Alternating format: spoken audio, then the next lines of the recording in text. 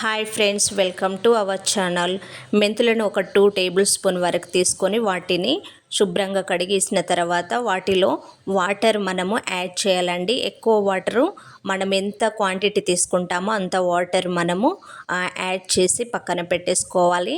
Over night ఉంచాలండి వీటిని. Over night తర్వాత early morning ఆ వాటర్ని తీసుకొని ఒక్కసారే బాయిల్ అవ్వాలండి. ఎక్కువసేపు బాయిల్ చేయకూడదు, అలా చేస్తే ఎక్కువ చేదొస్తుంది.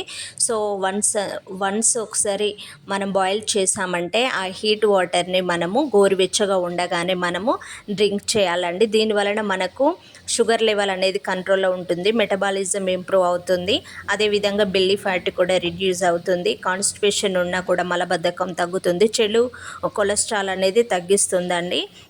లేదు అని అంటే మనము మెంతులను కొంచెం దూరగా వేంపుకొని పౌడర్ చేసుకొని స్టోర్ చేసుకోవచ్చండి. ఎర్లీ మార్నింగ్ 1 స్పూన్ తీసుకొని హాట్ వాటర్లో కలుపుకొని తాగినా కూడా బాగానే ఉంటుంది. మీకు ఇది యూస్ఫుల్ వీడియో అయితే ఖచ్చితంగా మీ ఫ్యామిలీ మెంబర్కి షేర్ చేయండి. Thank you for watching.